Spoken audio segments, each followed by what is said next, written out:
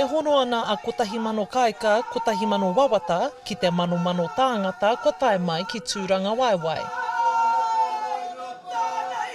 Hei waha mō te reo o Ngāi Tahu.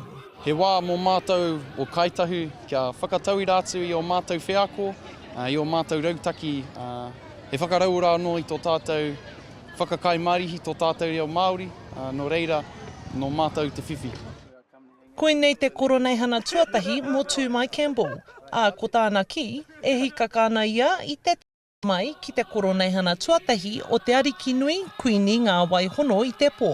He tino tauira tō tātou nei kuini, mo tōku reanga, mo te reanga kōhanga reo, mo te reanga o ngā kaupapa whakatipu reo, kia tae ai e tātou te kite i te kai whakaawe i tētahi tauira, kia Māori ai tātou, kia tū hei rangatira o Inaenei.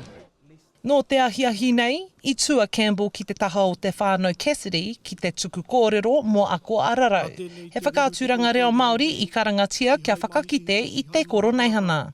Ko tāna kaupapa kōrero, kōna whiako hei reanga tuatahi ki te rautaki reo Ngāi Tahu, a kotahi mano kaika, kotahi mano wawata. Rangatahi mā, te ata o tūmahina no mātou te whiwhi. Paku whiako ko whai wāhi au ki ngā kura reo, ki wainga i ngā tōtara haimata, i ngā maunga whakahi o tō tātou nei reo.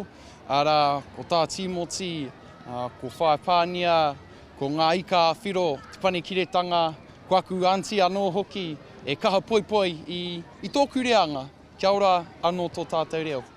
E ai ki te ringa raupā o kotahi mano kaika a Paulette Tamati Alif, he maringa nui. Ai, tai mai te tono mai kingi kiri ona mā, te rākahui o Tupuora. Tai mai te pōwhiri ki a mātou, te pirangi, tētahi whānau o te waipaunamu, te tū, te tohaina. I mate te reo o taku iwi o tākau i tērā rautau. I tai mai a tākuta tūtere wiripa no te tairāwhiti, ki te whare wānanga o tākau. Ka tū mātou ki te taha o ngā whānau rongonui o te ao Māori.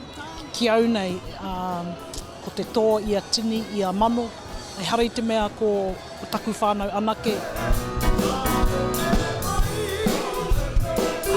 Ko te mana konui, ka maranga ke ngā toa o te reo, hei raukura mo te iwi. Ora Kairangi Nicholas, Tahu News.